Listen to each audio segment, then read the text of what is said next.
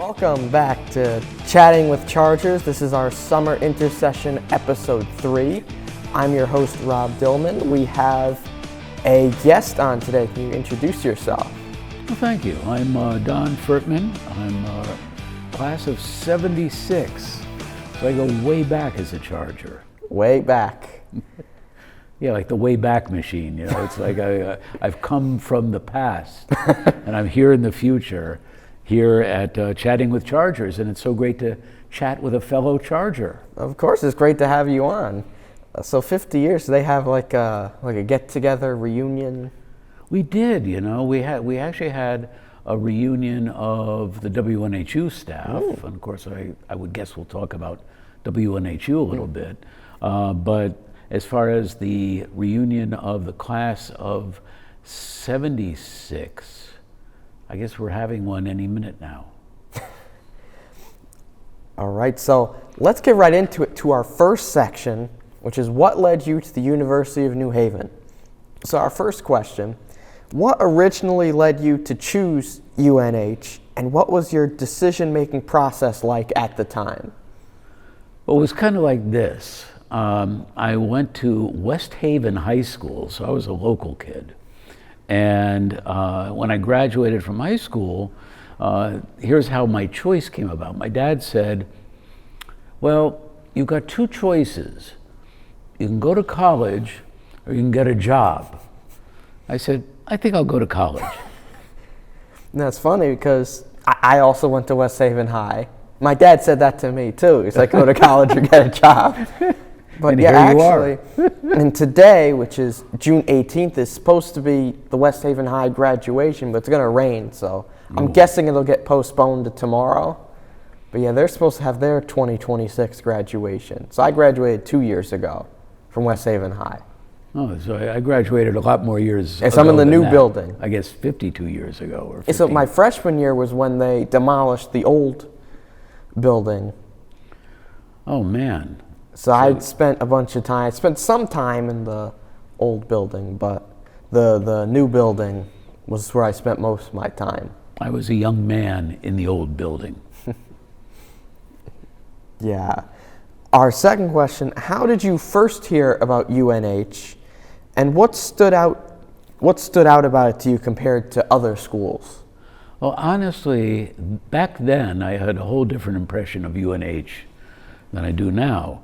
I just knew it was a small university that was right down the road and easy to get to. So that's kind of what made it for me. And what I did was I originally started just taking night courses with the idea that I would get a part-time job during the day and kind of do both. But after one semester of night courses, I fell in love with the university. And I had a special opportunity, which I'll mention, which was to be involved in WNHU and the construction of WNHU.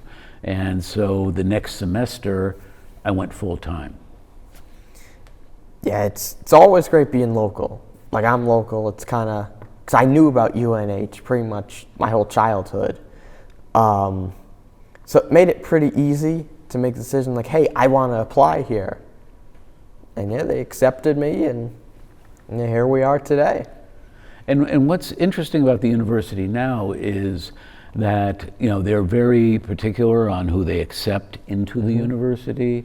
And, you know, the fact that you got accepted is certainly a credit to you. And that the university itself has really gotten so much more recognition. It's now a global university with a campus we've got something going in Italy, and of course we've got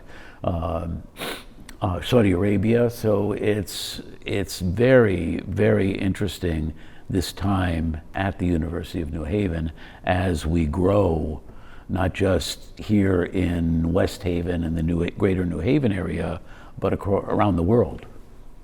And I remember my senior year at West Haven High, you know, when they, you know, found out I was talking about, hey, you know, I want to get into communications, stuff like that. And they're like, well, you know, you want to take these two classes to prepare you.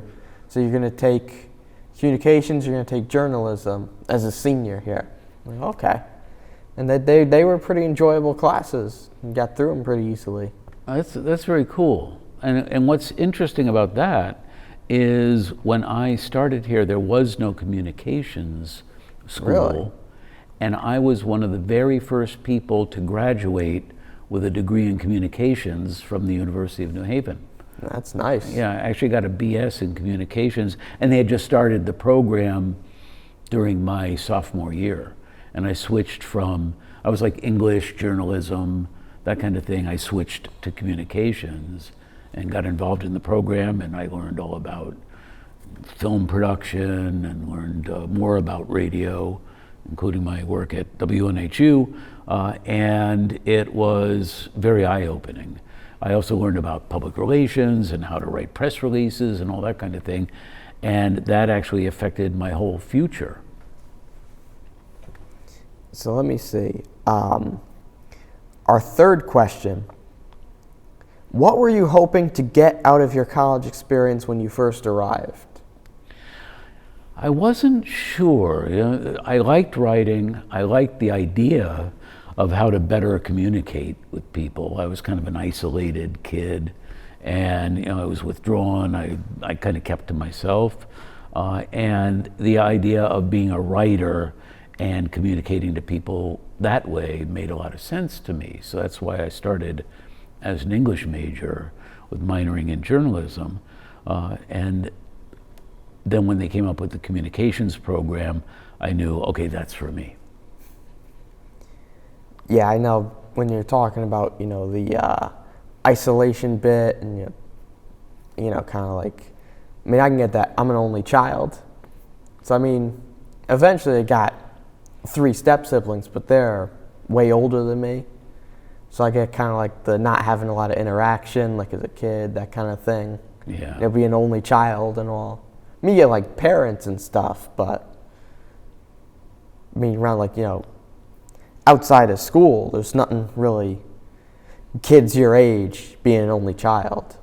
And I'm glad you mentioned that, because that was one of the things about going to UNH, is that I was able to fall in with a group of people who happened to become the initial staff at WNHU, the founders of WNHU, and I made very good, long-lasting friends as my social network. I actually developed my first social network when I came to University of New Haven, and for that I will always be grateful. In fact, your last chatting with Chargers, when you interviewed another geezer like me, it was Jack Daniels Hearn, who was one of the other co-founders of WNHU, and he was my closest friend in college. Yeah, it's great. You connect all these little dots together. Yeah. So, how did your expectations of college compare to what your actual experience became? I can't say I had a lot of expectations. I just thought it was going to be like high school, but maybe a little bit harder as far as classes.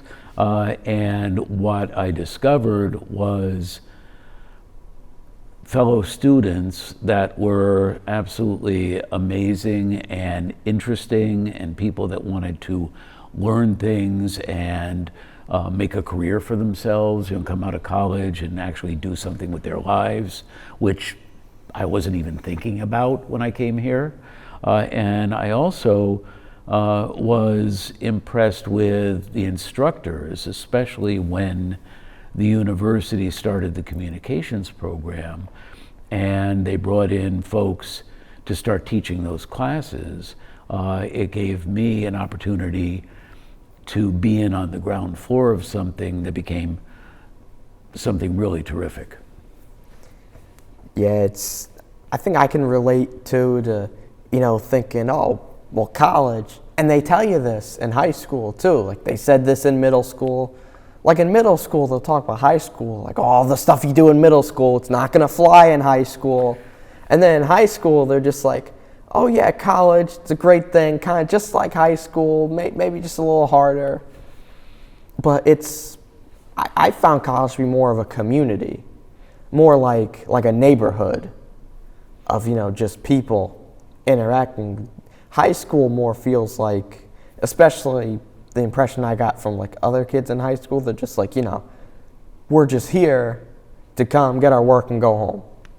And college, it's like, it's more of like a lifestyle, a community.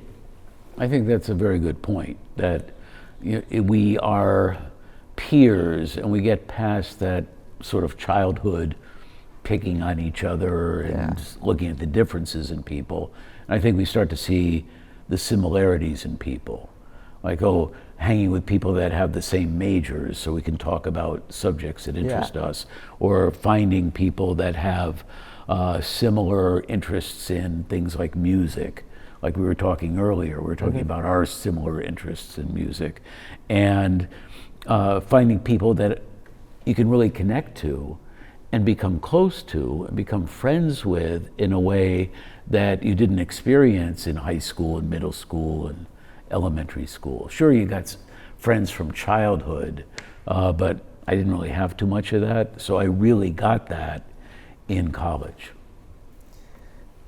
And for our final question of section 1, why do you think UNH felt like the right place for you at that stage in your life? Well, aside from the fact that it was right down the road,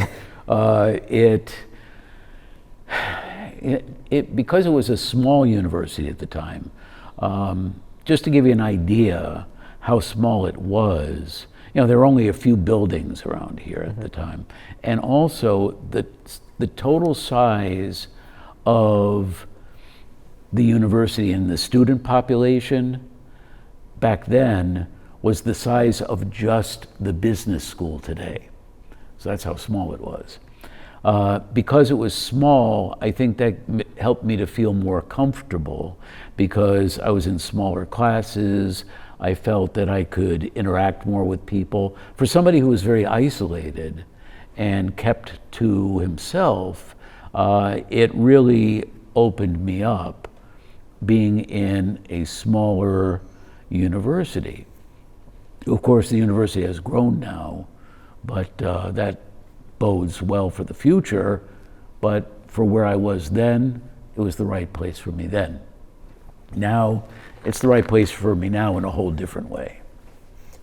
Yes, yeah, so I was gonna ask like a couple questions ago and I forgot, like the size comparison, like dorms and other stuff. But I know like my dad will tell me, here and there, like, oh, that wasn't here, because I know when you were in your last few years at UNH, he was in his first couple years right down the road at Notre Dame.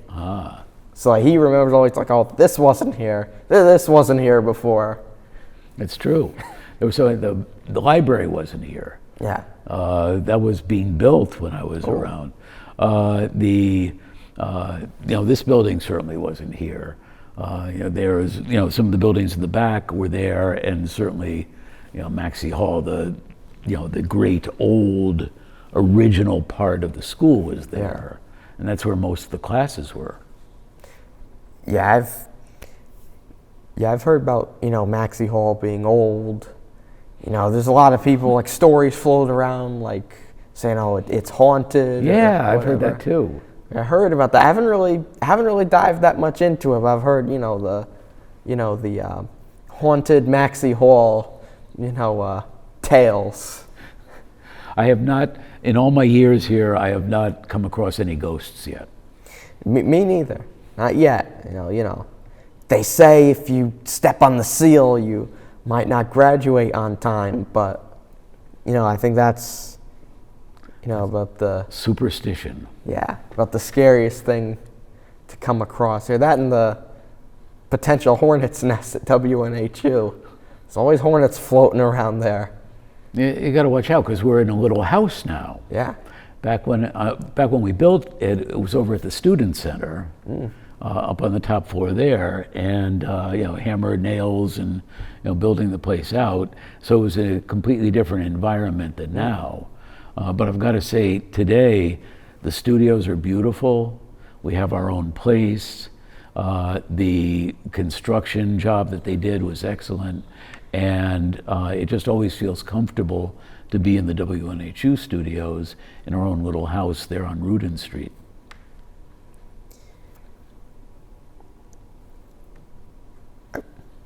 Oh, hold on.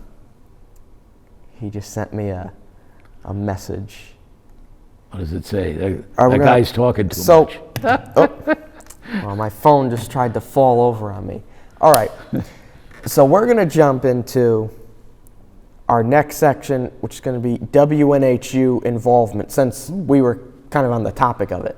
We were. So our first question, how did you first get involved with WNHU, and what role did you take on? Well, I was in love with music. You know, that was being an isolated kid, as we talked about. I found music to be sort of my companion. And where did I find the music? Back in those days, there wasn't Spotify, there wasn't Apple Music, there was radio. So I would listen to the radio. And when I came to, this was beyond my expectation about University of New Haven. When I came here, I never even thought about being on the radio myself, but I saw this poster and it said, "Come and help us build a school radio station." I looked at that, I said, why not? Because I loved radio. So I went up and they said, okay, here's a hammer, here's a nail, go start hammering. and I literally helped build the radio station from scratch. And I was there when we first went on the air. And I was very happy yet disappointed with my initial involvement, because when I came here, what I really wanted to be involved in was the music and the music selection. And my friend Jack Daniels Hearn, who was on the show before me, on this show, he was the music director. So I knew I couldn't be the music director, but I'd work with Jack and try to help out with the music and playlists and things like that. But Dick Elgauta, who was sort of the main engine behind getting WNHU on the air in the first place, came up to me one day. And remember, back in these days, I was this long-haired hippie freak. But Dick, who was a very conservative, older guy who had been in the military and was very, somewhat strict. He was a jokester, but he was also strict when it came to the radio station. He asked me if I would be the program director, which meant I'd get to be Jack's boss. So I said, sure, I'll take that job. So I got to be the first program director. All right, what was the station like during your time there, and how has it changed in your memory? And I know you've talked about how it changed locations. It changed locations a few times, right? We were in Maxey Hall down in the basement for a while before we went over to Rudin Street. But it was probably, there were certainly more local students back then because it was much more of a commuter school, University of New Haven was. And so it would be just people around all the time at the radio station. Now, radio's changed and there's less interest in radio, so it's a little bit harder to get students to do radio shows. Although I recommend it highly for any student that's listening to this to get on over to Rudin Street and go talk to Thomas Maynard and get yourself a show at WNHU. But the thing was, we were there all the time and we kept the radio station going. Today, folks like Thomas and folks like you that have become involved in the radio station keep it going and keep that same spirit alive. And that's a beautiful thing because we still play the music we love. Yeah, and what Don was saying, go see Thomas, go see Bruce if you're interested. If you're any student at the University of New Haven, can have a show, as Bruce says. If you're a student, even if you're an incoming student and something interests you, there are lots of time slots open. We'll find something that is convenient to you, go down, work with Bruce, Thomas. Does not take very long at all, and I'll have you on the air in no time. And that was one of the great things, is that we had an open studio night at the radio station, and I hope we do that again next semester. Oh yeah, so the semester just passed where it was on, I believe it was Wednesday nights. See, I could never attend those, unfortunately, because that was it was in like a winter bowling league. It ran from like the end of August all the way until the end of April. And it was every Wednesday night at like 6:30, and we didn't get out till like 9:30 or 10. So every Wednesday night I was off bowling. I kind of wished I could have gotten there myself, but I have this other Wednesday night commitment. But hopefully this semester, if we do it again this semester, which I trust we will, then I will show up and say hi to the students, and just bask in what it's like to be a first-time on the air student at WNHU. Oh yeah, and how did being involved with WNHU share your interest in communications or media? It expanded it, really. First, it drove it, because being involved in radio, I got my first internship at a local radio station, WELI, and got to learn what real commercial radio did and how that worked. But because I was involved in WNHU as the program director and did scheduling and did some management, it just made me want to be that much more involved in media and in music and in anything that had to do with radio and how it communicated with the outside world. So we're going to have our final question from this section. What is your most memorable experience or story from your time at WNHU? That's a good one. Yeah, that is a good one. Some of those stories I can't tell, but I go back and I think of June 4th, 1973, which was one of the biggest days of my life, because on that day, our chief engineer, Vince Berluti, put on a suit and tie, and our general manager, the Bruce of those days when we first started the station, Dick Gelgotta, he put on a suit and tie, and we went into the studio, and after all that work, all the planning, there were actually years of planning that went into the radio station, and then all that time spent building the radio station and hoisting the antenna that's still there on top of the student center and bringing in the transmitter and getting everything hooked up. On June 4th, 1973, we flipped the switch and we went on the air. And all of a sudden, our phone bank lit up with people saying, "What's all this interference with my TV?" and all that. We had to fix a few things. But the thrill of going out on the air and imagining that we were reaching all those people throughout southern Connecticut and northern Long Island at 88.7 WNHU with 1,700 watts of effective radiated power was just absolutely amazing.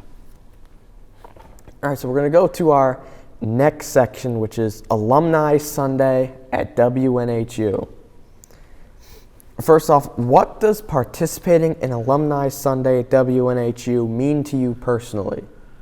Well, for me, it's just a special opportunity to relive what it felt like back in 1973 when we first went on the air, because I'm doing a show called The Pop Shop, and it just so happens that was the name of the last show I did at WNHU in 1983. I did about 10 years of shows on WNHU, and it's just being able to be behind the mic again and play the music that we love, and to be able to turn people on to maybe music they've never heard before. One of the beautiful things about college radio is that we can play what we want, and we can play music that doesn't have to have commercial viability. It doesn't have to be a top 40 hit or whatever.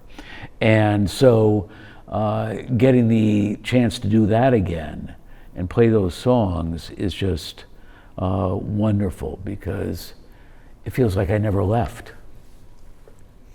All right, now picture the moment you first stepped back into WNHU. What memories or emotions came back to you when you first, returned?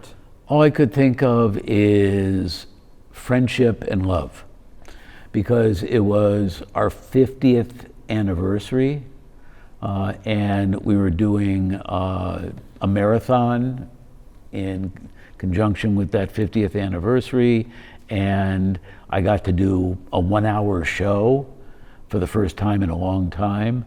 And that's when I first, felt what it was like to be back on the air again.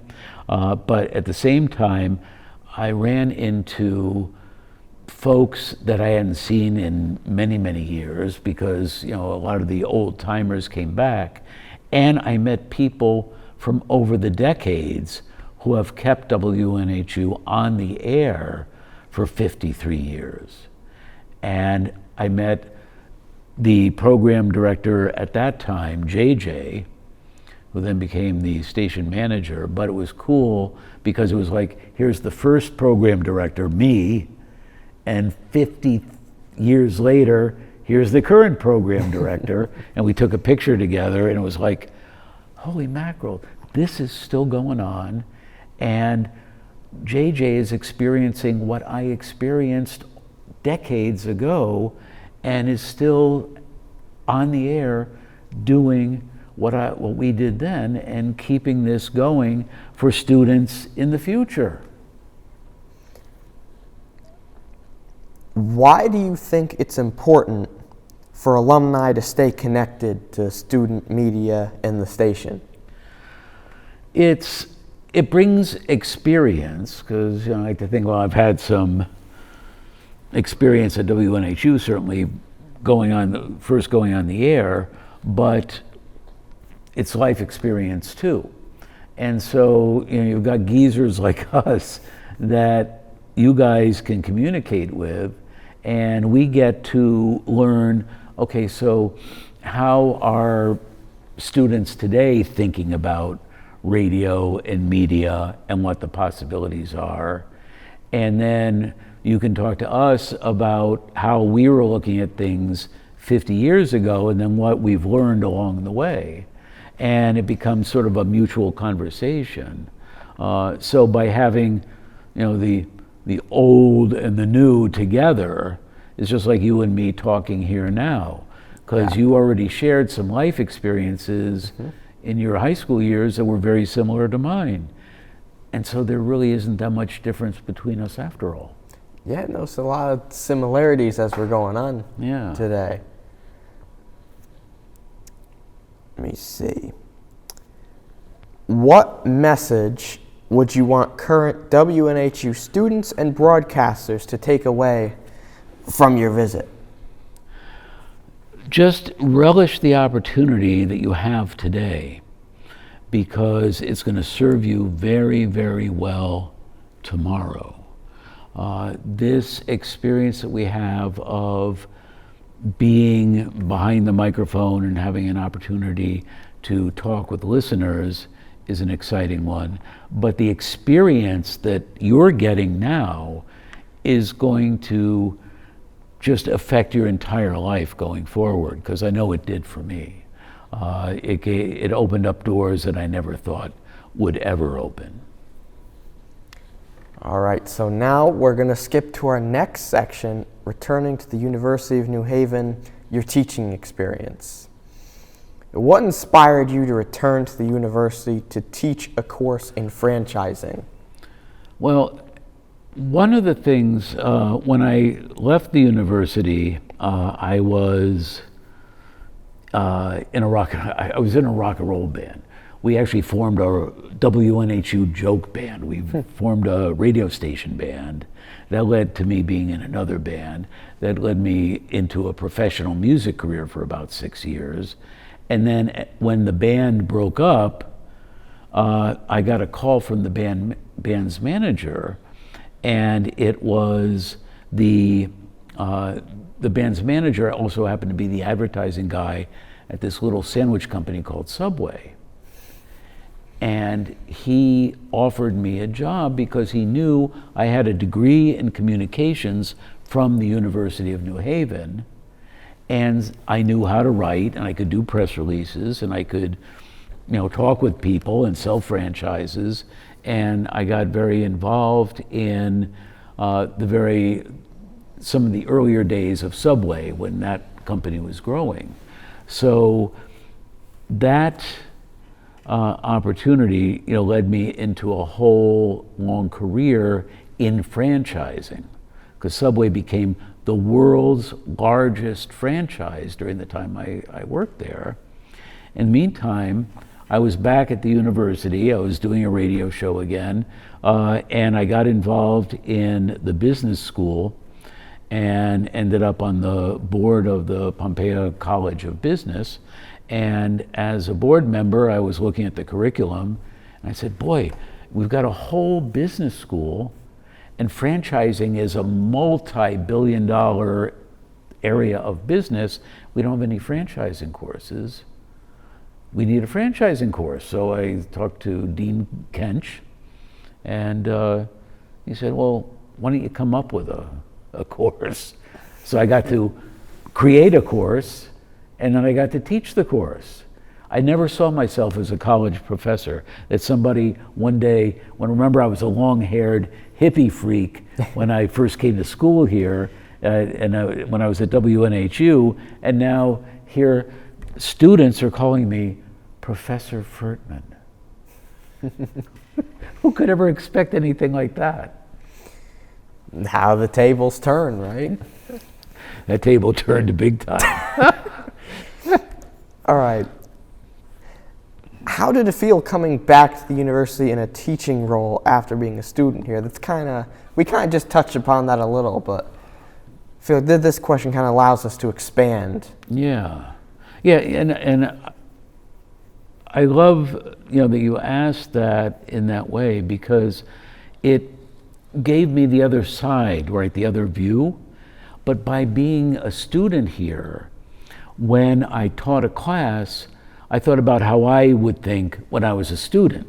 And I'd sit there, and if I had this one professor that this is how he taught the class. He'd sit there like this, and he'd go, oh, let me tell you. He was a philosophy professor. And he'd just sit for the whole 50 minutes of class, and he'd read like from a book, and he'd smoke a cigarette, because you could smoke in class in those days. Smoke a cigarette, and he's reading a book, and then class would be over, and it was the most boring thing ever. So I thought, what would I want in a professor? And I said, I would like somebody like, say, Professor Brian Marks, somebody who is knowledgeable, smart, entertaining, and can get the message across and get into the student's mindset. And so I worked pretty closely with my students. I had the students doing a lot of presentations, and so it was more interactive than just me standing up there talking to the students. Because who wants that? Do you want to go sit in class and just have some guy talking to you, in your face? Or, let me tell you what's going on, or sitting there smoking a cigarette. You don't want that. You want somebody who's enthusiastic about their topic. And I lived franchising. I lived the growth of Subway from 166 locations to 40,000 locations around the world. And I got to communicate that and how you can make that happen to these wonderful students who were interested and interactive, and today are doing terrific because I follow them on LinkedIn, and I'm very excited about their careers. So now, we're going to jump ahead to advice for current and future students at the University of New Haven.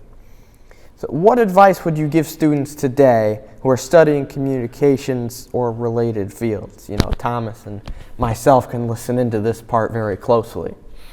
Okay, then I don't know if you're going to like this answer or not. Because here's the thing about life. In life, you just never know where you're going to end up. It's true. And even though you're studying communications, where will you be 5 years from now, 10 years from now, 20 years from now? Now, it could be something completely different than what you imagined. When I graduated, I thought I was going to be a rock and roll star. I was in a rock and roll band. I did that for 6 years. I was up on stage and I was going nuts, and I thought, boy, this is my future. And then it broke up, and I ended up in the business world. And I never took a single business course, but I did take communications.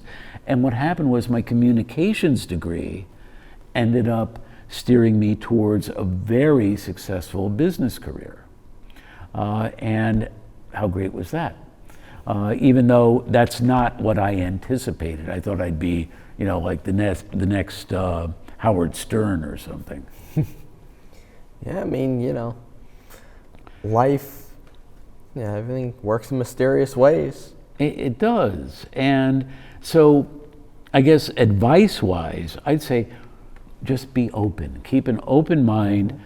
Open yourself to opportunities when they come.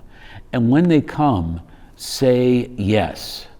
And I'll tell you, one of the biggest, I'd say, mistakes I made in my life was I had the opportunity to be the first station manager at WNHU when they first created that position, the position that Thomas is now going into. And I turned it down because I wanted to play rock and roll. And I regret that to this day, because to be the station manager, it was great being program director, but to be the station manager of the legendary 88.7 WNHU, that would have been awesome, and would have also paid half my tuition at the time. So I said no. Don't say no, say yes. So with that, because I've received some intel, we're gonna close up this episode. So I got all my stuff to say. I say all my stuff at the end here. All right. We have on Facebook and Instagram, we post daily clips of Chatting with Charges, very short clips. And on YouTube, every Friday, there is a new episode. I've been your host, Rob Dillman. This was episode 3 of the Summer Intercession, here with Don Fertman. And we had a great time with this one. I had a great time, and you were a great host. Thank you so much. Thank you, and we've enjoyed having you on today.